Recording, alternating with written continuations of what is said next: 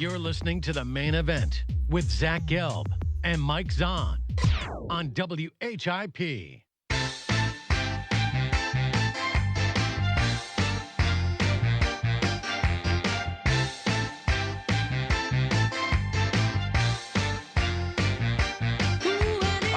Song. Welcome back, everybody. 11:15, a little Maxine Nightingale bringing us back on a Thursday. Not too many times you hear a college student say they love Maxine Nightingale, but I am one of them. 215-204-WHIP is the number. Zach Gelb here with you, taking you up until noon Eastern time, where the Temple Sports Hour comes your way. It's time to talk some Eagles. Is now joining us from SportsRadio 94 WIP, the host of the Josh Innes Show, along with you have Hollis Thomas and Spike Eskin from 2 to 6 Monday through Fridays, and that's Josh Innes himself. Josh, Zach Gelb here on Temple's campus. Thanks for coming on again, and how are you?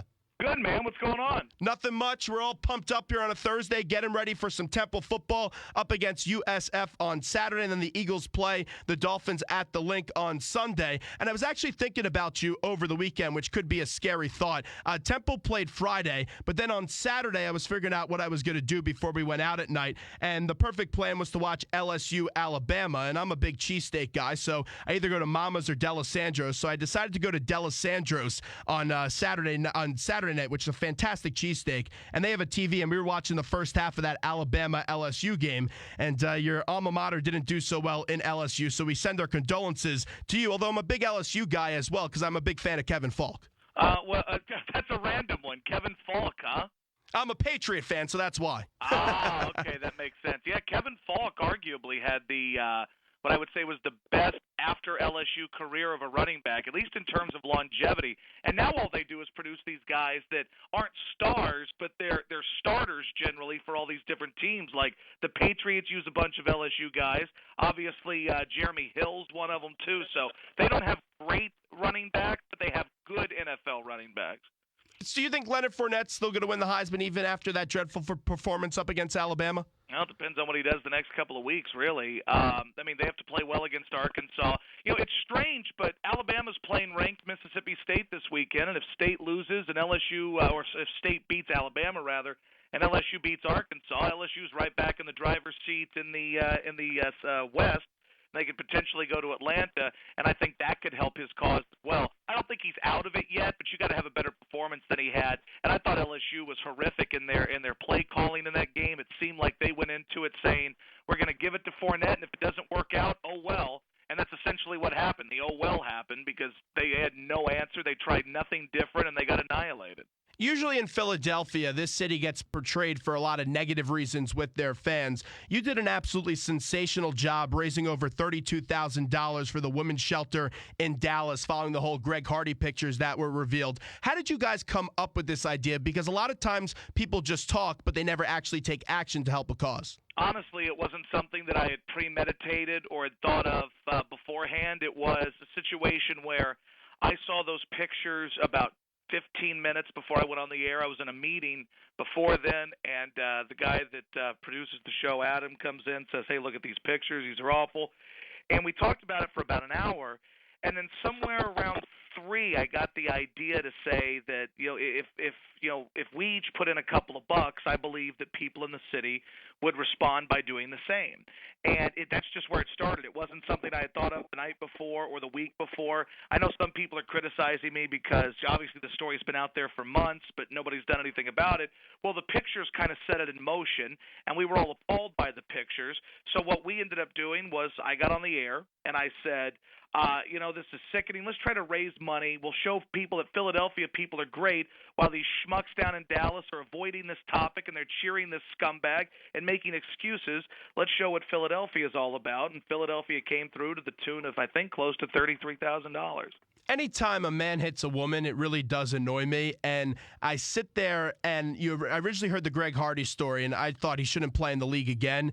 And you hear the Ray Rice story, and you think the same thing. But people now in our society need to see a video or a picture. Why is that? Honestly, because we don't know, you don't get the idea of what happens until you see something. Because the reality is this. There are varying levels of domestic violence. I mean, sometimes there could be a woman that's beating up a guy. Now, obviously, a 6'4", 270-pound guy is not going to be affected by a woman that's, 110 pounds. So this is a different scenario. But different forms of domestic violence happen every day, and sometimes it could be a situation where, you keep slugging a guy so much and he gets fed up, pushes you down, and who knows what happens. So I understand that there are varying levels of it, but when it involves an NFL player and we don't see the details, or we know that there are some details, but we don't know what it looked like, I think the visual evidence of it is something we all can relate to. We can see it and go, whoa. So I don't think it's an overreaction by people to see the pictures and be appalled by it more than they were by just hearing the story, because just hearing the story, you don't know what happened. But seeing pictures of a 110-pound woman, what happened to her after being up against a 270-pound football player, that sets things in motion for a lot of people. We had Anthony Becht on yesterday, and former NFL tight end, now does a really good job with ESPN as a college football analyst. And we were talking about how the NFL, you see a lot of times where guys get second chances, but usually you need to see some remorse to get that second chance. In your mind, does Greg Hardy deserve that second chance? Because he's shown absolutely zero remorse about this situation. Well, in the eyes of Josh Ennis, no. But the problem is that we have to deal with is that the legal system in Carolina failed in the situation, and there was a payoff, and she dropped it for whatever reason she did. So I understand the player's argument in it. However, it's a horrible look for the NFL when you claim to be about domestic violence and you run these promos and you run this stuff for breast cancer awareness and you claim that we care about women, yet 2 days after these pictures come out of this battered woman, you end up on your primetime game, Sunday Night Football, and you see this guy getting sacks, people cheering for him. It's not a good look, but then you have to deal with unions, and unions exist to protect guys like Greg Hardy, whether they like it or not. That's why they exist, to protect Greg Hardy. So it's a sticky situation. That said, when I look at Greg Hardy, I think he's a scumbag, and I see no benefit for the NFL in having him in there. If you're concerned about PR, which we know the league is, it's a bad look having him out there. This has been an issue that's been going on for the last 2 years, and it's really been brought up in the NFL these last 2 years, going back to Ray Rice last year, which really just started this whole thing. And I take a look at it, even in baseball, you had Jose Reyes and that whole story break over the weekend. And it just seems like there are so many good athletes in this league, and you know how powerful an athlete is and how kids look up to them as role models. But then we look at those guys that commit criminal acts, and then they overshadow the guys that commit the really good acts in this league. And it's just such a shame, because it's ruining sports for me that almost every week we have to deal with some off-the-field issue and not allowed to talk about the on-the-field issue. Is there anything more that commissioners in any sport can do to prevent these players from playing in their league? I don't know. I really don't have the answer to that question. That's a tough spot to be in. I know this, that ultimately I still watch the game on Sunday, despite the fact that there's a loser in Greg Hardy on the field, and women were still watching the game, and I was still watching, you were still watching. So, it's until there's a negative financial impact on these leagues, they're never going to truly be compelled to make really any serious change. They'll do the window dressing, and they'll tell you everything that you think they should hear. But outside of that, I don't know what they can do, and I don't know if they care to do anything because they're still making money.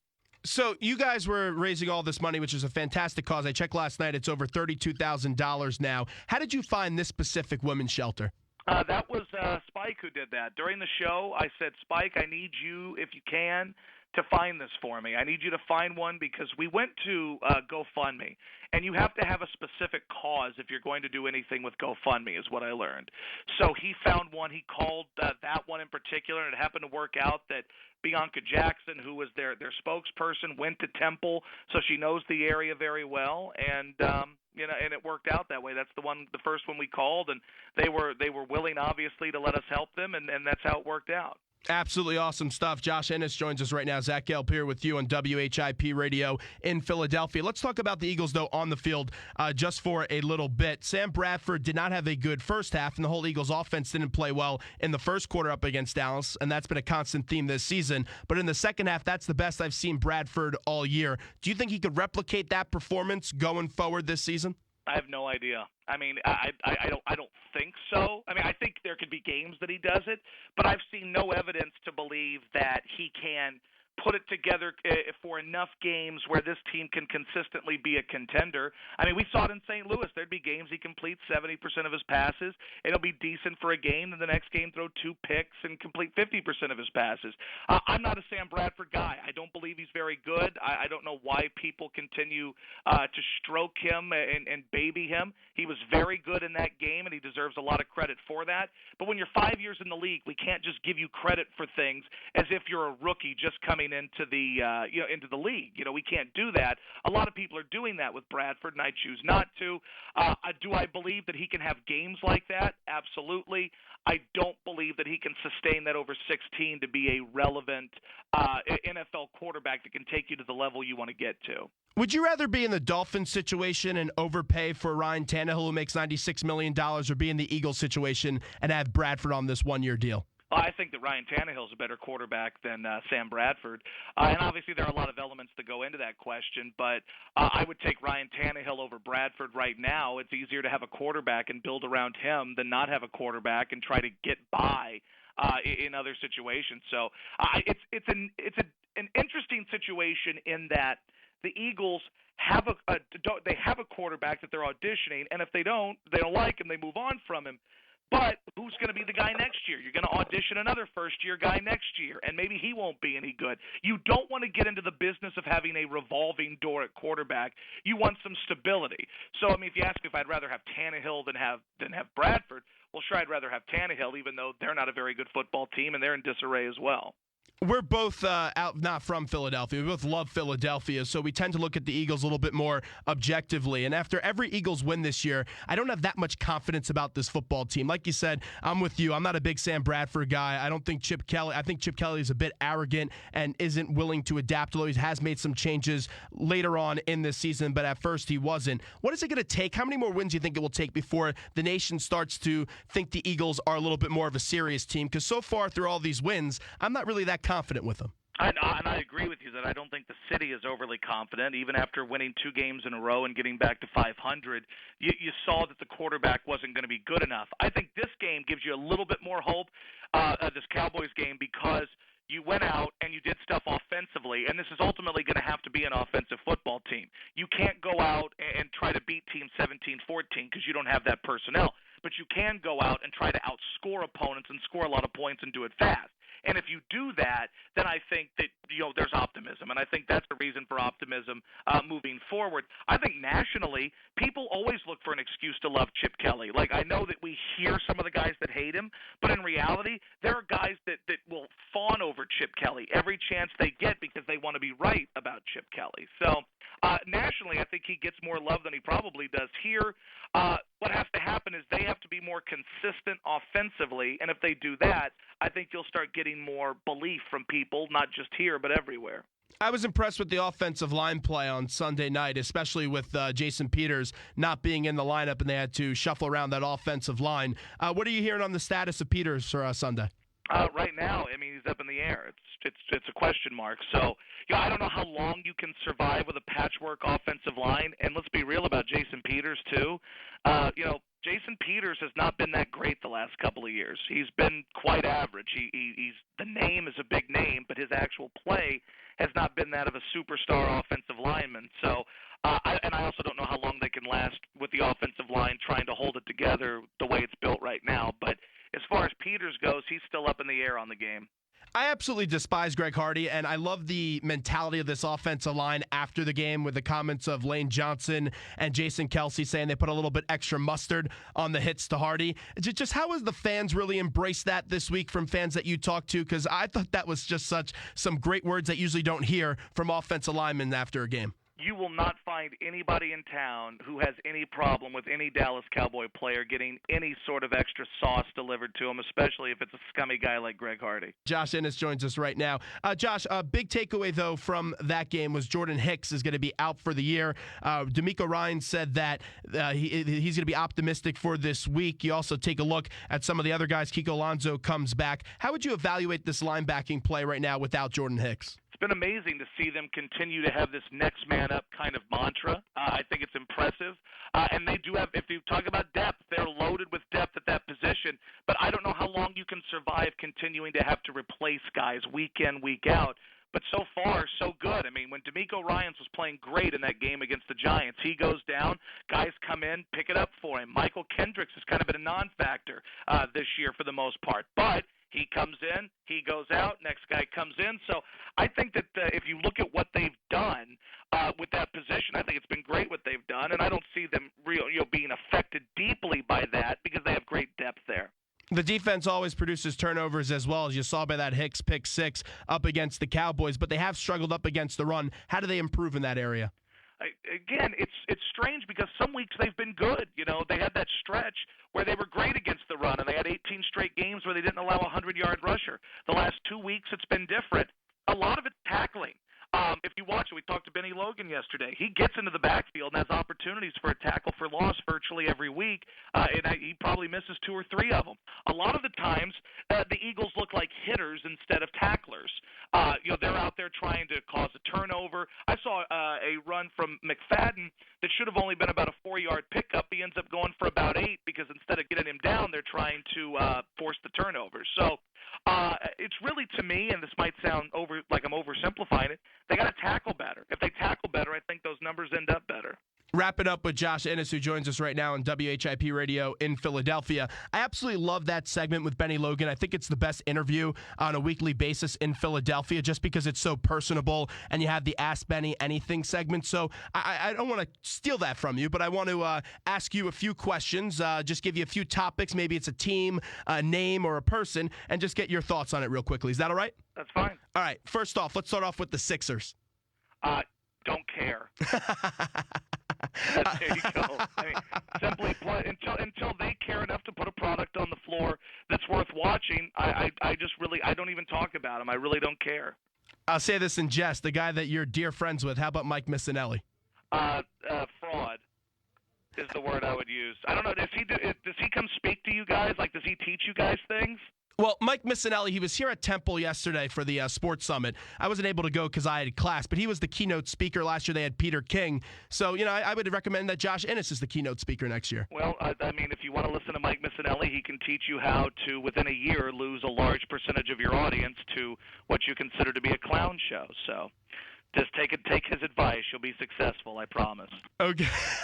I love that. All right. Let's get to a guy that I'm actually good friends with, and I think he actually worked with you when you were down there in Houston, Ted Johnson. Ted Johnson is a cool guy. Ted Johnson is a monster. You watch him, he walks around and looks like the Incredible Hulk, and he's a good dude. So that's Ted Johnson in a nutshell. And I also love your show because of the music that you come back with from breaks. And I played Maxine Nightingale at the beginning of the show. So how about Maxine Nightingale? Why not her? I thought that was a solid rejoin on your part, and that got me ready to do this segment. So good work. All right, moving on. I got 2 more for you before we let you run. This guy I absolutely love. I interned for him with Angelo Cataldi. Your co-host, Hollis Thomas. Hollis is the most laid-back human being on the planet. He's down to do whatever, especially if it involves strippers and delicious food. I literally, he'll do whatever you want. Like, what did we do? Well, I said I was going to Syracuse the weekend of the Pope to go see LSU. He literally didn't even ask. He said, all right, I'm coming. So it was me, Hollis, and my girlfriend in Syracuse. Then we went to Jersey to go see the Eagles against the Jets. He was there for that. He's literally down for whatever. I've also never seen a man put as much sugar in a cup of coffee as him. I think it's like 10 or 11 packs he'd used to make me put in his coffee. Oh, so that was your job, to put the sugar in his coffee or go get the sugar? Well, a lot of other stuff with WIP, but every day at 8 you had to go get the guy's breakfast, and Hollis would always say, I need at least 10 sugar packs in there. It's ridiculous. I don't know how he's alive. I really don't. Like, he could kill a horse with all of the sugar. It's disgusting, but hey, I guess if you're a former NFL player and you're that big, you could consume that amount of sugar. Real quickly before we let you run, final one, yourself, Josh Innes. A total whack job, essentially. Josh Innes is a guy that that's a very good question. I don't know how to define me. I'm nuts. I'm dumb. I try to entertain people, and I think by my dumbness, is that a word? It's not even a word. That just shows how dumb I am. I just try to entertain people. That's essentially what I do, and I'm a whack job. I also don't think, because I love your show. I think you're absolutely great for Philly radio, but there's so much hate that comes with being a radio personality, especially with this age of Twitter. How do you deal with that hate? Because you get so much of it, and I even get some of it, even being on a college show at Temple University. I curl up in the fetal position in the corner and I cry.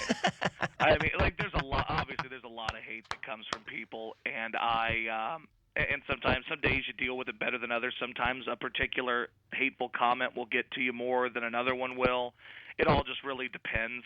But I mean, it is funny. It just depends on my mood for the day. Because some days I'll just laugh at certain things, and some days I'll be really ticked off by things, and text 1,000 people and wonder, and ask them what they think about it. So, but you have to deal with it. That's what it is. And if you give it back to people, usually they either shut up or they tend to respect what you're doing. So, hate's part of it.